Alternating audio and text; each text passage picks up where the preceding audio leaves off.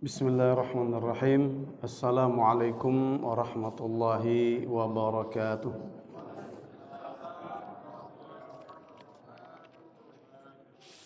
Innal hamdalillah nahmaduhu wa nasta'inuhu wa nastaghfiruh wa na'udzu billahi min shururi anfusina wa min sayyiati a'malina. May yahdihillahu fala mudilla lahu wa may yudlil fala hadiyalah. Asyhadu an la ilaha illallah wahdahu la syarika lah wa asyhadu anna Muhammadan abduhu wa rasuluh sallallahu alaihi wasallam la nabiyya ba'dah. Ya ayyuhalladzina amanu taqullaha haqqa tuqatih wa la tamutunna illa wa antum muslimun. Bapak-bapak, ibu-ibu, hadirin hadirat yang dimuliakan Allah Subhanahu wa taala, senantiasa kita melantunkan kalimat tahmid, memuja dan memuji Allah Subhanahu wa taala karena begitu banyaknya nikmat yang telah Allah berikan kepada kita. Di antara nikmat itu adalah kita masih bisa menjalankan ibadah Ramadan sampai hari yang ke-23 hari ini. Ini adalah satu karunia dari Allah Subhanahu wa taala yang patut kita syukuri. Karena begitu banyaknya kelebihan dan keutamaan dalam bulan Ramadan, dan terutama lagi ketika kita memasuki 10 malam yang terakhir dari bulan Ramadan ini, dan kita masih termasuk dalam bagian itu. Ini yang mesti kita syukuri atas pemberian Allah Subhanahu wa taala. Salawat beserta salam kepada Rasulullah sallallahu alaihi wasallam, anggota keluarga beliau, para sahabat, para tabi'in dan pengikut setia beliau sampai akhir zaman. Hadirin yang berbahagia, pada pagi hari ini pembahasan kita spesifik tentang fikih Lailatul Qadar atau pemahaman atau hukum-hukum yang terkait dengan malam qadar. Mungkin banyak yang sudah kita dengar, kita ketahui, tapi pada pagi hari ini kita akan bahas ya secara dialogis, yang tidak hanya satu arah. Barangkali nanti juga ada masukan, pertanyaan, pendapat dari para jamaah sekalian untuk lebih memperdalam pemahaman kita tentang Lailatul Qadar. Ada sebuah buku kecil, ini sebenarnya buku kecil, ini bukan kitab ya. Saya print. Judulnya Lailatul Qadar Al-Mubarakah Fadail wa Ahkam. Jadi kalau di dalam fikih itu, dalam semua kitab fikih itu dibahas. Ya, dalam fikih Siyam itu dibahas. Ya, i'tikaf, kemudian Lailatul Qadar. Tapi ada juga ya pengarang-pengarang kemudian yang menulis secara terpisah pembahasan-pembahasan tematik itu. Nah, diantaranya adalah Lailatul Qadar. Dan inilah yang akan saya sampaikan ya berdasarkan dari kitab kecil ini karangan Dr. Kamil Subhi Salah. Dia adalah seorang dosen. Yang pertama, ya, dia membahasnya dalam bentuk beberapa poin-poin. Yang pertama dia mengatakan, laqad sumiyat Lailatul Qadri bihadzal ismi li'azimi qadriha wa syarafiha. Ya, Lailatul Qadar yang dia ambil adalah kalimat al-qadarnya. Inna anzalnahu fi lailatul qadar wa ma adraka ma lailatul qadar. Ya, qadar itu artinya mulia, agung. Jadi malam yang agung, malam yang mulia. Kenapa dinamakan dengan malam yang mulia? Ya, kenapa dinamakan dengan malam yang mulia? Dia mengatakan, ya karena dia memiliki kemuliaan dan keutamaan fi dzatiha. Ya, pada zatnya. Jadi memang malam itu adalah malam yang mulia, terlepas dari kaitannya dengan yang lain. Ya, apakah ibadahnya, orangnya atau apapun, tapi malam itu sendiri adalah malam yang mulia. Wa anna fi'lal ta'ati fiha lahu qadr wa makana wa manzila. Amalan ketaatan pada malam itu juga memiliki kemuliaan tersendiri. Juga memiliki kemuliaan tersendiri karena amalan pada malam qadar itu tidak sama dengan amalan-amalan pada malam atau pada hari-hari yang lain. Ya. Makanya Allah Subhanahu wa taala mengatakan dalam lanjutannya itu kan Lailatul Qadri khairun min alfi syahrin. Jadi ketaatan pada malam itu mungkin amalannya sama, solatnya sama, 2 rakaat, 4 rakaat, 8 rakaat, tapi nilainya itu tidak sama. Dia memiliki kemuliaan, dia memiliki keagungan yang berbeda dari amalan yang sama pada malam yang lain. Ya. Wali'anna Allah tabaraka wa ta'ala anzala fiha kitaban dza qadar.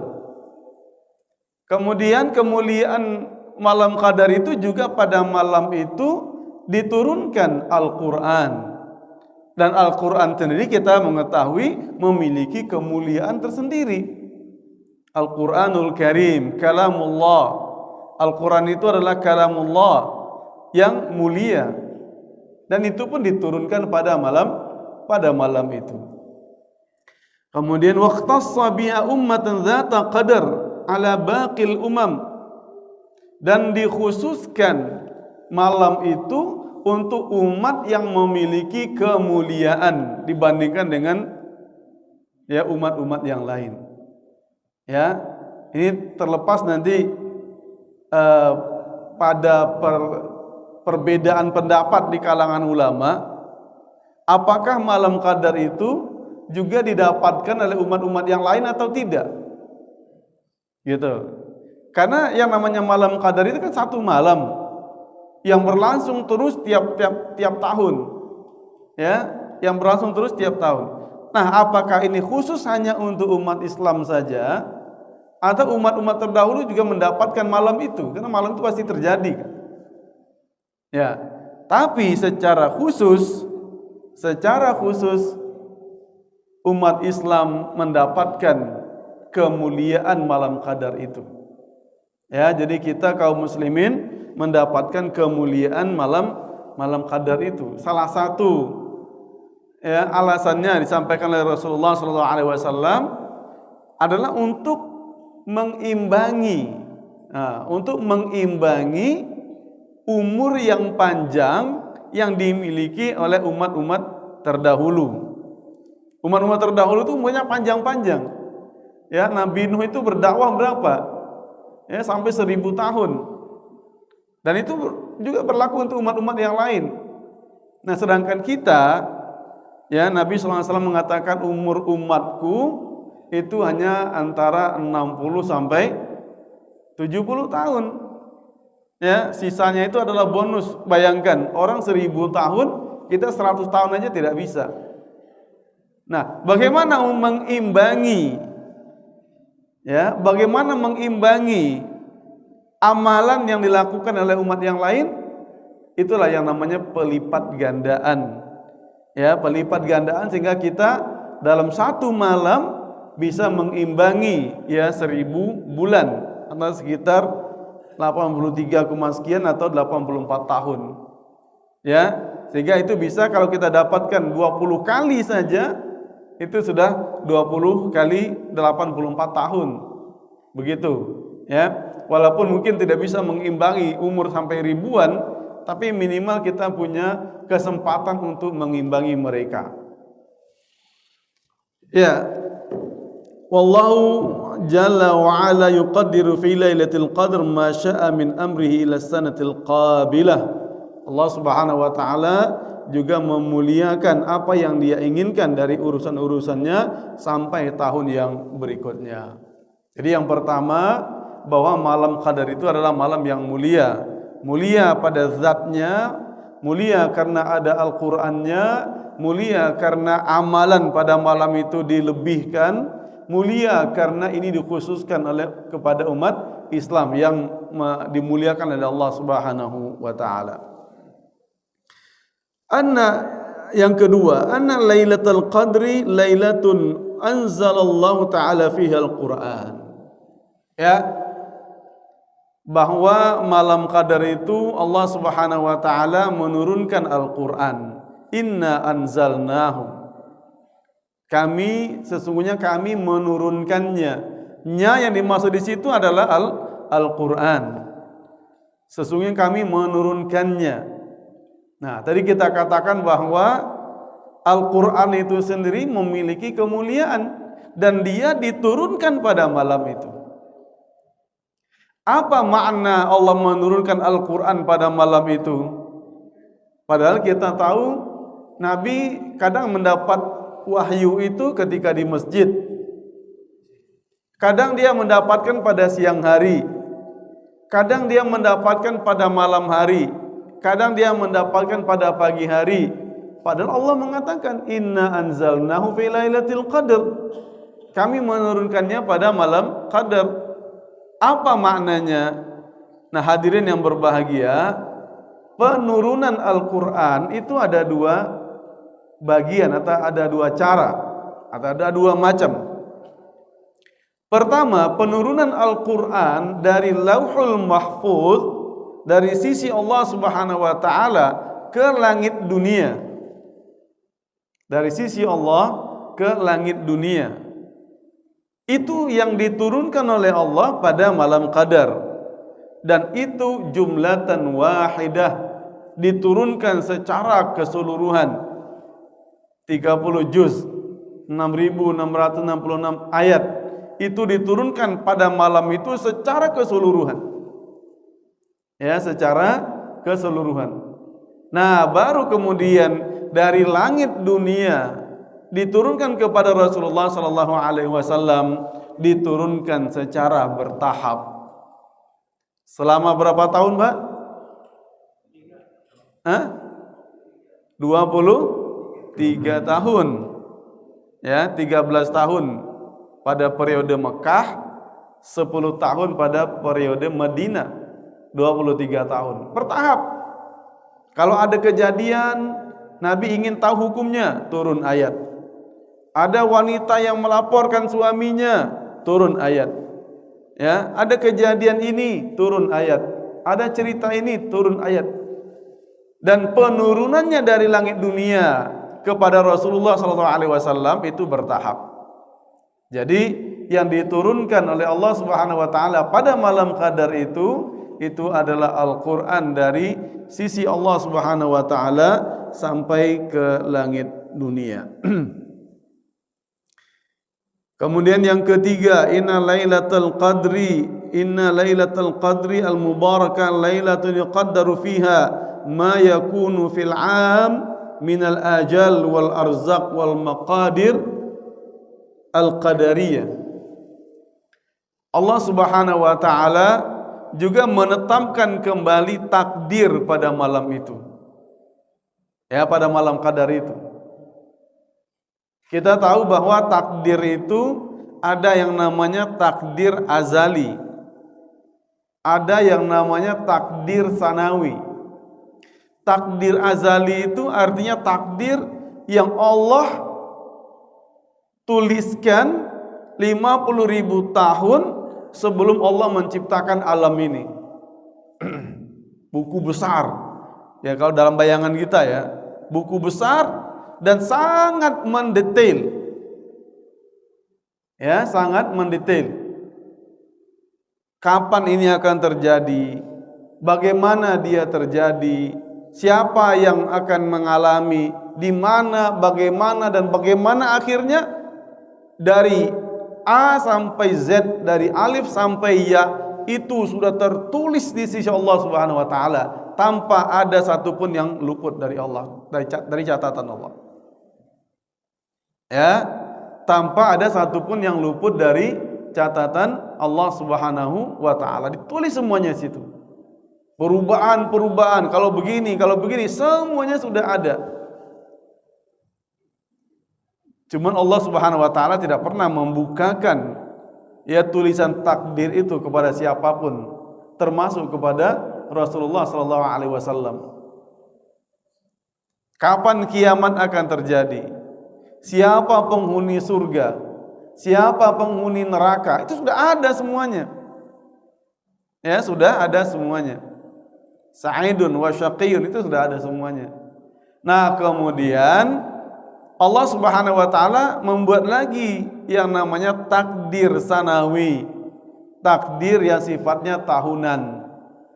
Ya, takdir yang sifatnya tahunan. Dan takdir tahunan itu ditetapkan oleh Allah Subhanahu wa taala pada malam qadar. Ya, pada malam qadar. Fiha yufraqu kulli amrin hakimin. Dalam surah Ad-Dukhan ayat 4. Ya, padanya ditetapkan semua urusan. Ya, semua urusan ditetapkan pada malam itu. Yang ditetapkan di situ adalah takdir yang sifatnya tahunan. Kenapa ada takdir tahunan? Karena bisa saja ada perubahan. Bisa saja ada perubahan. Makanya Rasulullah SAW tidak ada yang bisa mengubah takdir itu kecuali doa. Berarti takdir bisa berubah. Bisa berubah sesuai dengan usaha kita. Innallaha la yughayyiru ma biqaumin hatta yughayyiru ma bi anfusihim. Allah tidak akan merubah nasib satu kaum sampai dia merubah nasibnya sendiri. Ada ikhtiar di situ, ada usaha di situ, dan ada doa di situ. Dan Allah bisa merubah ya apa yang telah Dia tetapkan pada tiap tahun itu. Jadi perubahannya pada tiap tahun itu. Nah, kemudian ada yang bertanya, kenapa bisa berubah? Bukannya takdir sudah nggak bisa berubah lagi?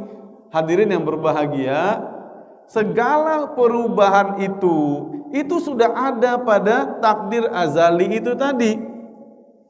Si A seharusnya dia kaya raya, ya gitu.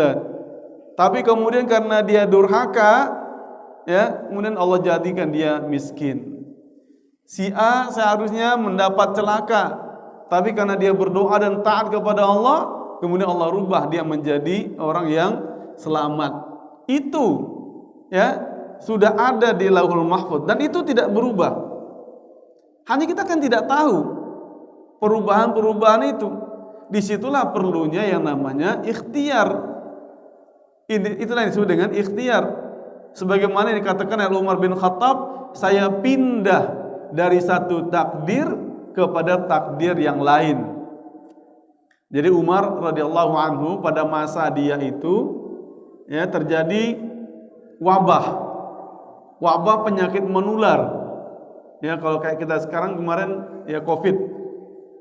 Ya, terjadi wabah penyakit menular. Maka kemudian Umar mengatakan dia awalnya mau masuk wilayah itu. Tapi karena di situ wilayahnya terdampak penyakit menular, akhirnya dia batalkan dan dia urungkan niat dia untuk masuk ke situ. Para sahabat yang lain bertanya, "Umar, kamu tidak percaya takdir?"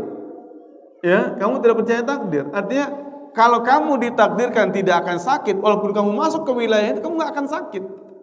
Umar mengatakan, saya pindah dari satu takdir kepada takdir yang lain. Nah, ini yang menunjukkan bahwasanya takdir itu disusun kembali oleh Allah Subhanahu wa taala pada malam qadar atau pada tiap malam qadar tiap tahunnya yang disebut dengan takdir sanawi atau takdir tahunan. Kemudian yang berikutnya, innal ibadata fuddilat fi lailatul qadri ala ghairiha minal layali. Bahwasanya amalan-amalan itu diutamakan, dilebihkan, dimuliakan oleh Allah Subhanahu wa taala dibandingkan dengan malam-malam yang lain. Lailatul Qadri khairun min alfi syahrin. Malam Qadar itu lebih baik dari 1000 bulan. Hadirin yang berbahagia, Allah Subhanahu wa taala memberikan pelipat gandaan amalan atau nilai amalan itu karena beberapa sebab. Bisa karena waktu, ya, bisa karena waktu. Misalnya, kalau kita berdoa pada sepertiga malam terakhir itu nilainya berbeda dibandingkan dengan kita berdoa pada siang hari.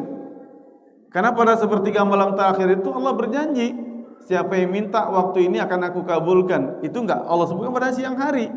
Jadi ada kemuliaan waktu malam sepertiga malam yang terakhir.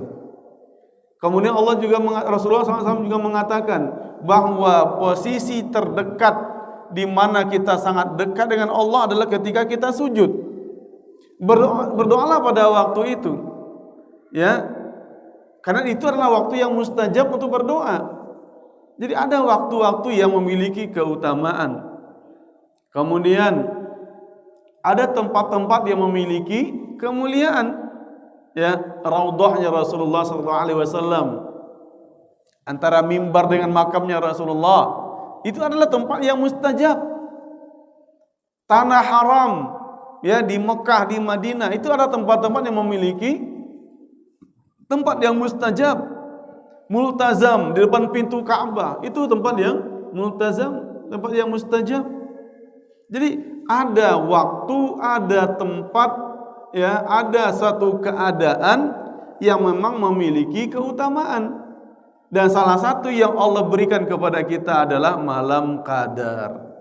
Jadi malam qadar itu adalah malam di mana amalan pada malam itu Allah lebih muliakan dibandingkan dengan amalan yang sama pada malam yang lain. Lailatul Qadri khairun min alfi syahrin. Keutamaannya itu melebihi 1000 bulan.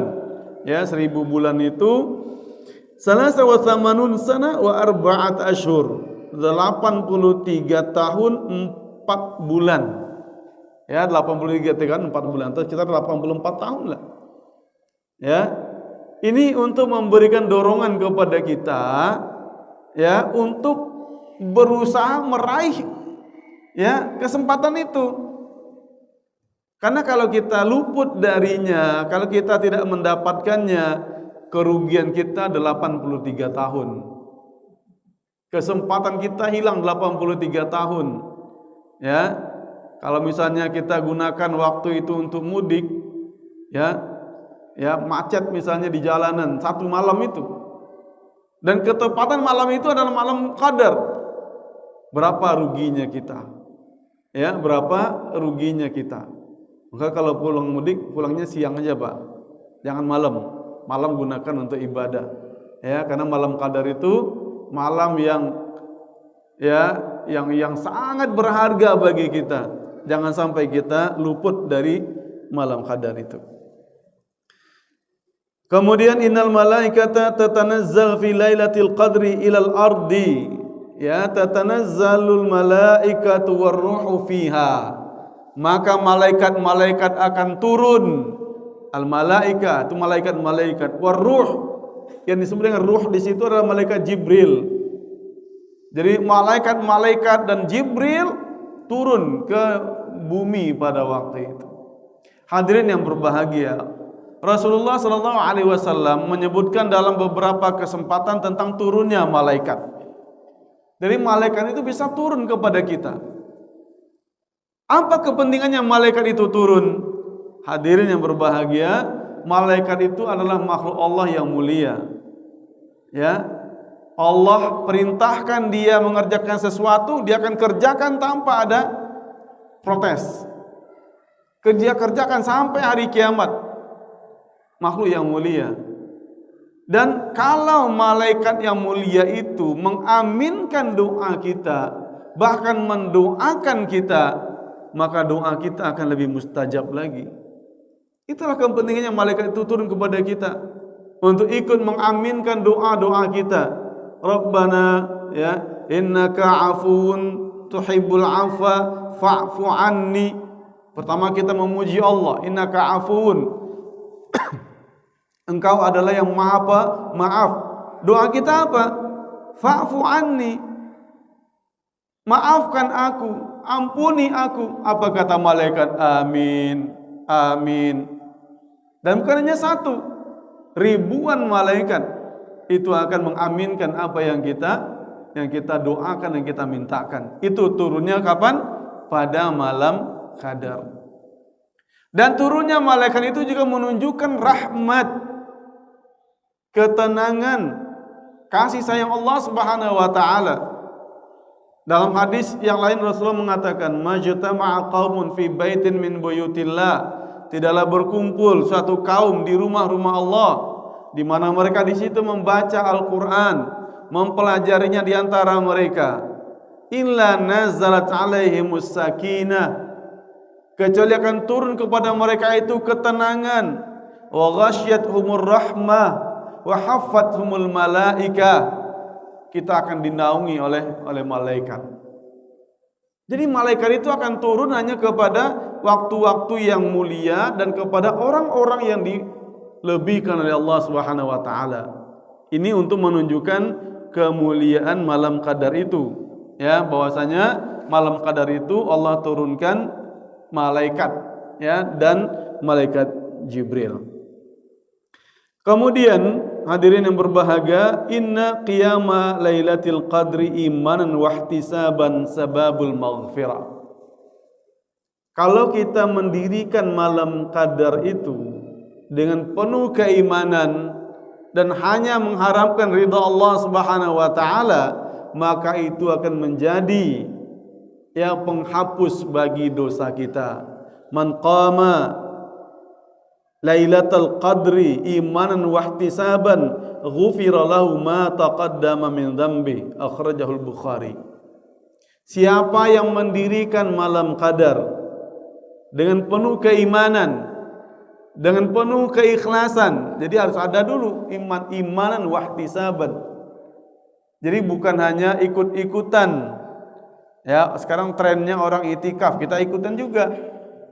Ya, nanti orang udah nggak ada, kita juga nggak ikut. Jangan. Ya, imanan wa ihtisaban, kita menjalankan agama itu bukan karena ikut tren, bukan karena ikut masyarakat, bukan karena ikut kebiasaan orang. Karena penuh keimanan, saya butuh itikaf, saya butuh qiyamul lail, saya butuh membaca Al-Qur'an. Ya, wa ihtisaban, karena mengharap ridha Allah Subhanahu wa taala. Ya, makanya jangan sampai ibadah kita itu hilang karena ihtisabannya hilang. Sekarang zaman-zaman medsos ini sangat gampang. Kalau dulu riya dan sum'ah itu melalui mulut. Ya, tadi malam saya bisa begini. Kemarin saya berinfak segini. Kemarin itu zaman dulu. Nggak ada lagi orang riya pakai itu sekarang. Riyanya di mana?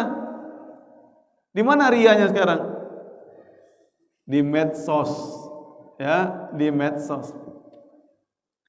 Mungkin niatnya, walau alam, niat kan kita tidak tahu. Dia hanya mengatakan nikmatnya i'tikaf. Ya, nikmatnya i'tikaf. Atau pada hari-hari yang biasa jam 3 atau jam 3 pagi dia tulis di medsos nikmatnya bermunajat kepada Allah pada waktu ini. Apa kepentingannya untuk menyampaikan itu di medsos? Ya, apa kepentingannya menyampaikan itu di medsos? Wallahu alam, barangkali hanya untuk dokumentasi pribadi, mudah-mudahan. Tapi kalau sampai ada di situ kemudian, ya, secercah saja keinginan untuk dipuji orang, namanya mithqala dzarrah. Mithqala dzarrah, sebesar biji zarrah, ada riya, ada sum'ah, ada takabbur, itu sudah menghilangkan pahala kita. Ya, sudah menghilangkan pahala kita. Gitu.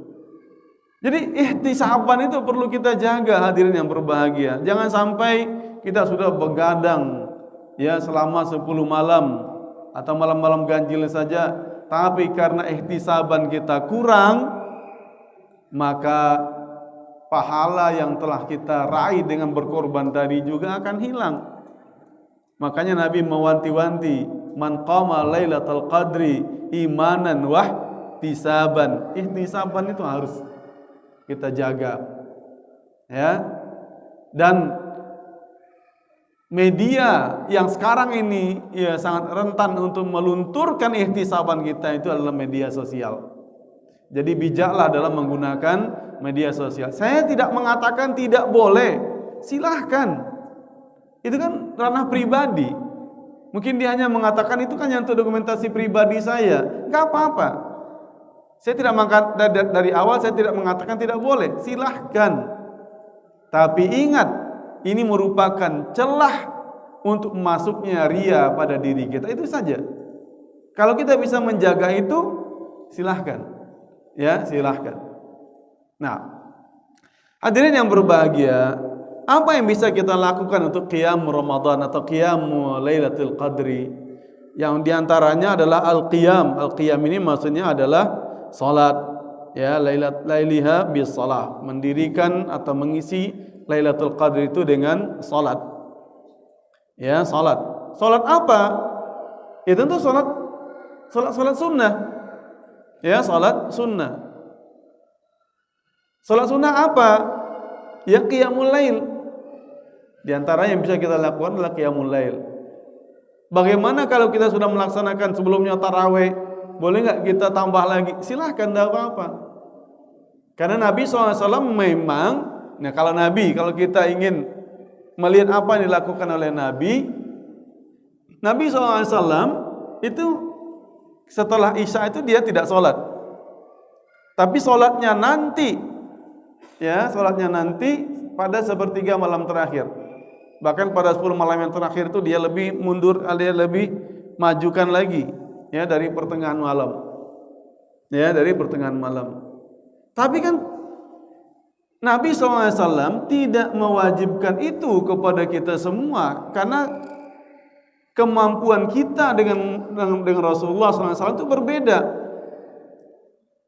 Beliau bangun tiap malam dan beliau mengatakan dia harus bangun tiap malam, tapi tidak mewajibkan kepada kita untuk bangun tiap malam. Ya, oleh karena itu kalau memberatkan bagi kita untuk bangun pada tengah malam, sepertiga malam terakhir, boleh saja kita qiyam untuk Lailatul Qadri itu setelah Isya seperti biasanya. Apakah tetap mendapatkan Lailatul Qadri? Tetap. Karena malam qadar itu bukan sesaat. Ada yang mengatakan, tadi malam saya dapat malam qadar. Jam berapa? Jam 2:30. Tidak. Ya, malam qadar itu tidak sesaat. Salamun hiya hatta matla'il fajri. Yang namanya malam itu berlangsung dari sebutan malam sampai terbit fajar, sampai subuh.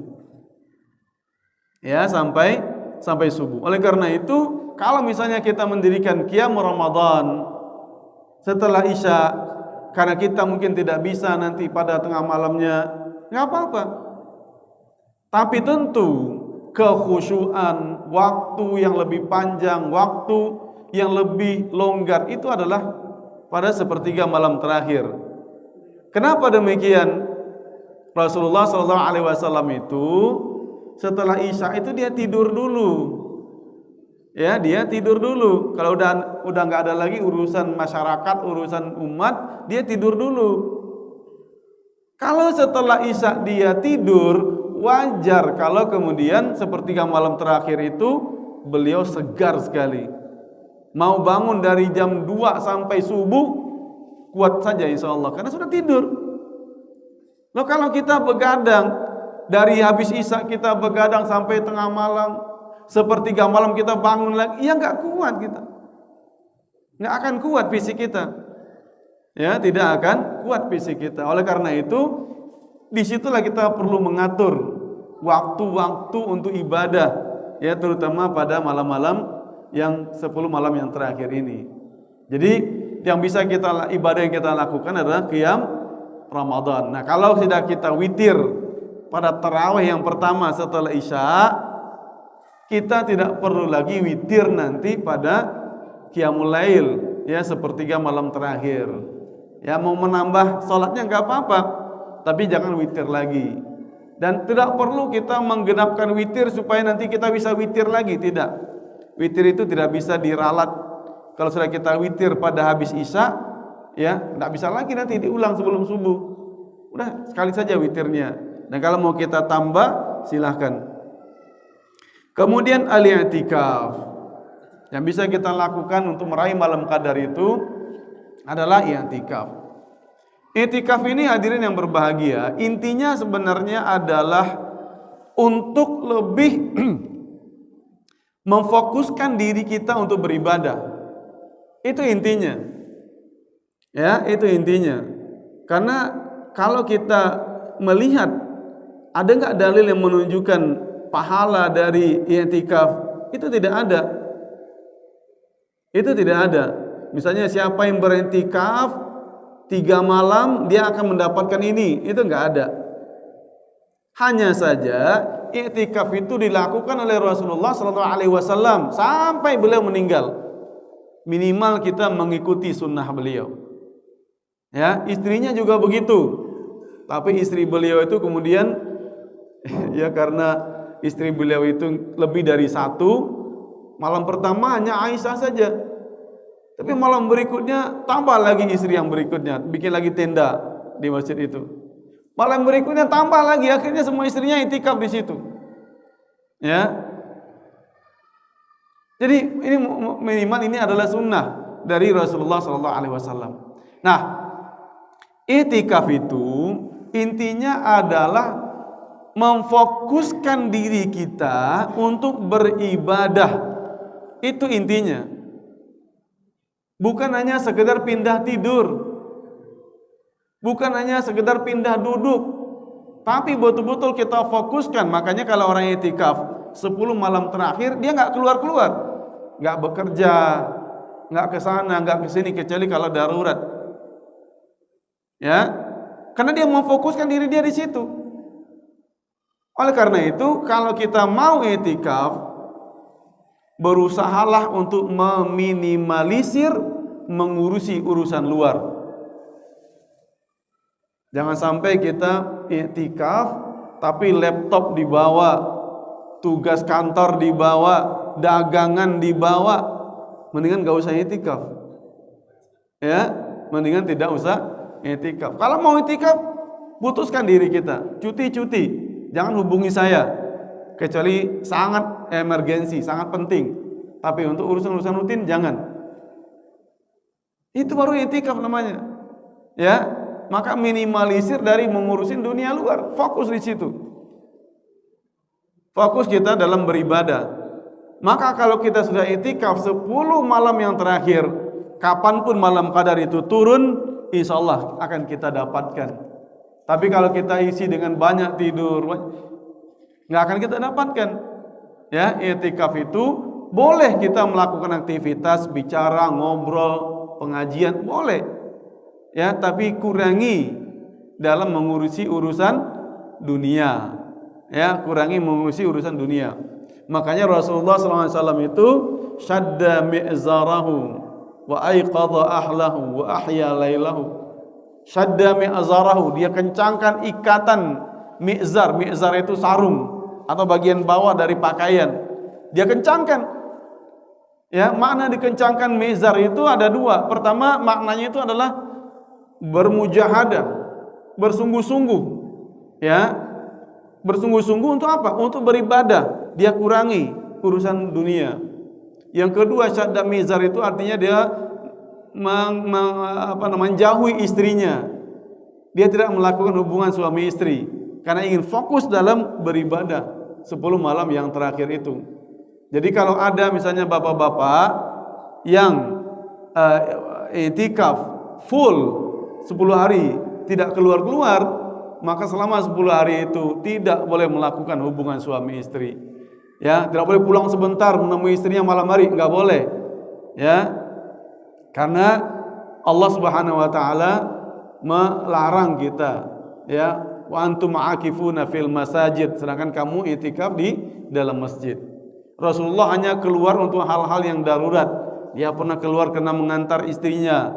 Istrinya datang menemui beliau, lalu kemudian beliau keluar untuk mengantarkan istrinya pulang. Itu boleh. Itu bagi yang mau i'tikaf full selama 10 malam. Tapi bagi yang tidak, tentu hukumnya lain lagi. Kemudian al-ijtihad fil ibadat, bersungguh-sungguh dalam ibadah. Ya, qiyamul lail tadi sudah. Apalagi ya, membaca Al-Qur'an, berzikir kepada Allah, berdoa, itu semuanya adalah ibadah. Bersedekah itu adalah ibadah. Ya, itu adalah ibadah. Tadi DKM mengatakan bahwa untuk itikaf di Masjid Baitur Rahman ini tidak dipungut biaya. Bagus, karena berarti akan ada orang yang akan menyumbang. Akan ada orang yang menyumbang, karena kalau dia bayar kan nggak menyumbang itu. Akan ada orang yang menyumbang. Hadirin yang berbahagia, kalau kita menyumbang untuk orang yang itikaf, berapa besar pahalanya? Ya, kita menyumbang pada malam itu bertepatan dengan malam Qadar, sumbangan kita akan dilipat gandakan 84 tahun nilainya. Ya, nilainya akan dilipat gandakan 84 tahun. Kita menyumbang dalam jumlah yang sama tapi pada hari yang lain. Jadi ini kesempatan ini. Ya, kesempatan. Yang itikaf sampai 60, 70, mungkin 80 orang lebih. Kita kasih makan, kita kasih sahur, kita kasih berbuka puasa, bertepatan dengan malam Qadar. Allah akan lipat gandakan ya pahala kita 84 tahun. Kemudian ad-du'a, berdoa kepada Allah Subhanahu wa taala. Ya, doanya adalah Aisyah pernah bertanya kepada Rasulullah, "Ya Rasulullah, ara'aita in alimtu ayu lailatin lailatul qadar?" Ya Rasulullah, kalau seandainya saya bisa tahu kapan malam Qadar, ya, apa yang akan aku ucapkan, kata Aisyah. Apa kata Rasulullah? Ucapkanlah, Allahumma innaka afuwun tuhibbul afwa fa'fu anni. Apa doanya, Pak? Apa? Allahumma innaka afuwun tuhibbul afwa fa'fu anni. Malam-malam ganjil, malam-malam 10 malam terakhir ini, bacalah doa itu. Kalau bertepatan dengan malam Qadar, maka Allah akan kabulkan langsung apa yang kita minta itu. Permintaannya afun, ya fa'fu anni, maafkan aku. Ya, kalau mau kita tambah dengan yang lain silakan, tapi mintalah kemaafan dari Allah pada malam Qadar itu. Kemudian al-amalus saleh, amal saleh yang lain apapun itu, zikir, la ilaha illallah, subhanallah, Allahu akbar, silakan diperbanyak pada malam itu. Kemudian ini mungkin yang terakhir ya, karena waktu kita sudah syuruk. Kapan malam Qadar itu turunnya? Ya, kapan malam Qadar itu turunnya? Ada satu hadis yang menurut saya menarik untuk kita jadikan dasar. Ya. Faqama Nabi sallallahu alaihi wasallam khatiban sabihata 20 min Ramadan. Jadi Nabi berdiri berkhutbah menyampaikan seruan pada hari ke-20 dari Ramadan. Dia mengatakan begini, "Man kana i'takafa ma'an Nabi sallallahu alaihi wasallam falyarji' fa inni uritu lailatul qadri wa inni nusituha wa innaha fil ashril awakhir fi witrin wa inni ra'aitu ka'anni asjudu fi tinin wa ma'in." Jadi Rasulullah SAW mengatakan, aku pernah dikasih tahu kapan malam Qadar itu turun. Lalu kemudian aku dilupakan. Artinya Allah lupakan kembali ingatan itu. Jadi Nabi pernah tahu, tapi kemudian Allah hilangkan lagi ingatan itu. Sehingga Nabi tidak bisa mengatakan kapan malam Qadar itu. Ya, Nabi hanya mengatakan, ya, wa inna fil ashril awakhir, sesungguhnya dia ada pada 10 malam yang terakhir. Ini cuman batasan global yang bisa kita jadikan pegangan, yang kuat, yang sharih, yang sahih. Selain dari itu tidak bisa. Apakah betul dia turun pada malam ganjil? Kemungkinannya lebih besar. Ya, kemungkinannya lebih besar. Karena Nabi menyuruh dan mengatakan bahwa pada malam ganjil lebih Nah, lebih memungkinkan, bukan mengatakan harus pada malam ganjil, lebih memungkinkan. Karena ada ulama yang mengatakan bahwa malam qadar itu digilir oleh Allah Subhanahu wa taala tiap tahun. Ya, digilir. Mungkin malam ini, tahun ini jatuh pada malam ke-21, tahun depan jatuh pada malam ke-24. Digilir oleh Allah Subhanahu wa taala. Karena tidak ditentukan kapan itu ditetapkannya.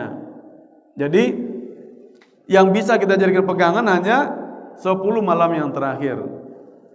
Malam ganjil memang itu ada hadisnya yang mengatakan itu, tapi tidak menutup kemungkinan pada malam genap juga. Kalau mau kita lebih spesifik lagi, ada pada malam ke-27. Karena Ubay bin Ka'ab pada malam itu dibangunkan oleh Rasulullah untuk qiyamul lail. Tapi tidak mengatakan Ubay ini adalah malam qadar, bangunlah ibadah, tidak. Sahabat hanya memahami kalau dibangunkan oleh Rasulullah berarti ini serius. Berarti bisa jadi ini adalah malam qadar, hanya itu saja. Oleh karena itu hadirin yang berbahagia, Allah tutup ya ilmu tentang kapan malam qadar itu turun supaya kita tidak menjadi orang yang malas hanya mengandalkan. Oh, berarti malam qadar 27. Sehingga malam-malam yang lain kita tidak peduli. Yang penting 27 ya, kayak lebaran masjidnya. Karena malam qadar 20 itu gunanya. Sehingga menyuruh kita, menganjurkan kita untuk menghidupkan malam itu sepanjang malam. Kalau bapak-bapak, ibu-ibu sudah menghidupkan Ramadan dari malam pertama sampai malam terakhir, insya Allah salah satunya adalah malam qadar. Itu saja. Ya, mudah-mudahan usaha kita semua, bapak-bapak, ibu-ibu, dan kita semua meraih, mencari malam qadar dengan mendirikan malam, bahkan meninggalkan keluarga kita itikaf, itu diberi ganjaran oleh Allah Subhanahu wa taala dengan raihan malam qadar bagi kita pada tahun ini insyaallah taala. Baik, syuruk sudah masuk ya, untuk penyampaian saya cukupkan sampai di sini. Ya, sebelum kita sholat syuruk, kalau di antara hadirin ada yang mau menanggapi atau bertanya, saya persilahkan. Ada yang bertanya Pak Ibu? Ya, ada Bapak. Sini, Pak. Ya, silakan. Bapak Ustaz, terima kasih. Sebenarnya pertanyaan ini timbul dari awal sebelum Ramadan ini sudah jadi fenomena yang berlaku di luar. Ya. Kita kecenderungannya itu adalah malam Lailatul Qadar itu ganjil. Ternyata Ustaz memberikan pencerahan bahwa itu hari terakhir tidak ada no ganjil, no ini lah. Iya. Semua. Dan kita di sini juga kemudian malam ganjil aja. Jadi sudah terjawab tadi. Dan kemudian juga tanggal 27 itu sudah terjawab. Nah, cuma yang menjadi sebenarnya pertanyaan menjadi satu ya. Malam Lailatul Qadar itu kan seluruh malaikat turun untuk urusan di bumi. Jadi artinya kadar yang sudah ditetapkan qadar ajali yang ditetapkan 50.000 tahun yang lalu. Kemudian kalau saya tidak salah tangkap bahwa ada qadar yang sudah ditetapkan tersebut kemudian dikatakan direvisi untuk tahun ini. Iya. Dan kalau dilihat lagi dari usaha manusia adalah berdasarkan ikhtiar dia. Dia katakan dia tidak dapat rezeki, tapi kemudian videonya dia. Jadi revisi lah tahun yang kadar selama ini. Itu mungkin bisa mudah dicerna, tetapi yang ingin saya tanyakan adalah bahwa Lailatul Qadar itu adalah di mana umumnya Al-Quran dalam satu itu dari tahun lalu langit dunia. Kemudian berarti juga disebutkan ada beberapa ayat yang bergambar diturunkan dari secara berangsur-angsur. Iya, bertahap. Yang jadi ini saya ada ayat-ayat Al-Quran yang turun, surah-surah yang turun, dia merupakan istilahnya wahyu kepada Nabi Muhammad. Namun seperti kita tadi sampaikan bahwa ada ayat-ayat yang turun seperti umpamanya masalah di tahrim ketika Rasulullah Jadilah. ayat itu. Ya. Kemudian turun lagi ayat yang berdasarkan satu peristiwa. Ya. Jika aku ibarat dua kata juga turun juga. Nah itu gimana korelasinya? Terima kasih. Ya, jadi penurunan Al-Quran ya yang bertahap selama 23 tahun itu ya sebenarnya dia akan diturunkan semuanya dari Lauhul Mahfuz itu akan diturunkan semuanya. Tapi ya Rasulullah SAW dalam masa periode penurunan wahyu itu dia selalu menjelaskan hukum-hukum Islam. Ya, kalau tidak ada pertanyaan, maka dia akan jelaskan. Dia ceritakan tentang Ashabul Kahfi, dia ceritakan tentang Nabi Syuaib. Itu nggak ada pertanyaan. Ya, tidak ada pertanyaan. Tapi memang dia akan turun seperti itu. Nah, tapi ada yang turun karena pertanyaan. Ada wanita yang dizihar oleh suaminya. Apa hukumnya? Nabi nggak bisa jawab. Maka tunggu sebentar. Ya, maka Nabi tunggu. Allah beri wahyu, jelaskan. Zaid bin Haritsa ya menikah dengan Zainab binti Jahsh, kemudian dia bercerai. Nabi ingin menikahi atau diperintahkan untuk menikahi mantan istri anak angkatnya. Itu apa hukumnya? Pada masa itu tidak boleh, tapi Allah mengatakan boleh, maka turun lagi ayatnya gitu. Jadi penurunan ayat itu ada yang memang Nabi ingin menjelaskan hukum syariat, ada yang memang kebutuhan dari masyarakat akan hukum, sehingga kemudian lengkaplah Al-Quran itu diturunkan ya selama sebanyak 30 juz itu selama 23 tahun gitu Pak. Ya. Ya. Ya, silakan. Ya, baik. Ada lagi? Waalaikumsalam warahmatullahi wabarakatuh.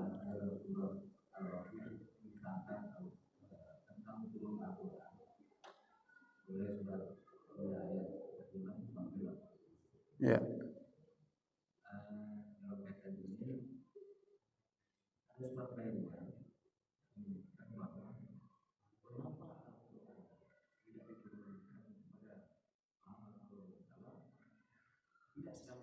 Ya.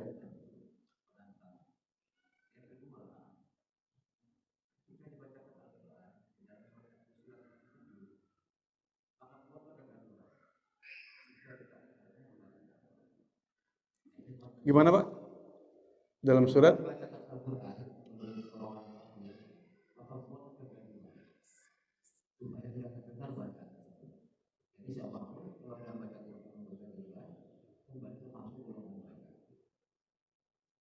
Itu dalam surat, saya nggak hafal itu.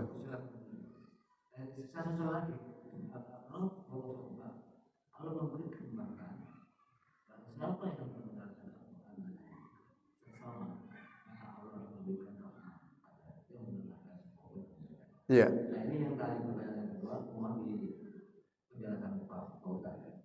Nah, pertanyaannya apa?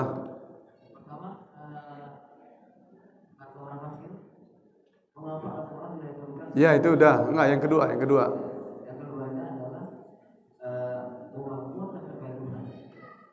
Jadi itu orang baca Quran. Jadi kalau siapapun yang baca Quran ada di antara kita yang baca Quran, itu sama dengan mereka yang untuk berkata Tuhan kita baca Quran. Baik, sejawabnya dulu yang kedua. Yang kedua itu saya tidak hafal ayatnya, saya juga harus kita lihat tafsirannya, takut nanti saya dalam menafsirkan buatlah kegaduhan. Saya mohon maaf, saya harus lihat dulu ayatnya karena saya nggak hafal ayatnya. Takut nanti saya salah dalam menafsirkan. Nanti kita lihat dulu ya ayatnya. Yang pertama, kenapa diturunkan secara bertahap? Ya, kenapa tidak sekaligus seperti turun dari Lauhul Mahfuz ke langit dunia sekaligus? Kenapa nggak sekaligus juga kepada Rasulullah? Yang pertama adalah untuk memudahkan dalam menguasai dan menghafalnya. Itu diantaranya, ya, untuk memudahkan. Bayangkan pada masa itu, tentu kita kembali kepada kondisi masyarakat pada waktu itu. Ya, kalau sekarang dengan era digital ini semuanya tersimpan secara data, file di laptop, di tablet segala macam, dia nggak akan hilang. Kita nggak hafal pun kita tinggal buka, klik keluar dia. Tapi pada masa itu sangat tradisional sekali. Setiap yang turun, ya, yang mencatat hanya 4 orang saja, ya, atau yang lainnya pun ada, tapi kan nggak resmi. Di mana mereka tulis? Mereka tulis di pelepah kurma, mereka tulis di tulang-tulang, mereka tulis di kayu-kayu, ya. Kalau seandainya diturunkan sekaligus, itu akan menyulitkan mereka untuk menghafalnya. Oleh karena itu turun, satu kali turun mungkin 5 ayat, bacakan, mereka hafal. Kemudian turun lagi 10 ayat, bacakan, mereka hafal. Jadi salah satu tujuannya adalah untuk memudahkan Nabi Muhammad dan kaum muslimin menguasai Al-Quran. Makanya diturunkan secara bertahap. Yang kedua, untuk menjawab pertanyaan-pertanyaan yang mungkin muncul di tengah masyarakat. Ya, untuk menjawab pertanyaan-pertanyaan yang mungkin muncul di tengah masyarakat. Kejadiannya ini Al-Quran Islam turun, ya, ketika Nabi berumur 40 tahun. Sedangkan kejadiannya baru 10 tahun yang berikutnya. Ya, bagaimana bisa jawabannya sudah ada, kejadiannya baru 10 tahun yang akan datang? Tentu nggak nyambung gitu. Orang masih akan bingung, kenapa ini? Maka yang lebih tepat lagi, begitu ada kejadian turun ayatnya, maka jelas, oh ini masalahnya, oh ini maknanya, oh ini latar belakangnya. Nah, jadi supaya sesuai dengan kejadian yang terjadi di tengah masyarakat, sehingga Allah turunkan sesuai dengan momen atau peristiwa itu. Nah, itu diantara kenapa Allah turunkan secara bertahap. Sedangkan ayat yang tadi mungkin kita lihat dulu ke dalam mushafnya nanti apa maknanya, ya. Kenapa kita disuruh bikin kegaduhan atau gimana?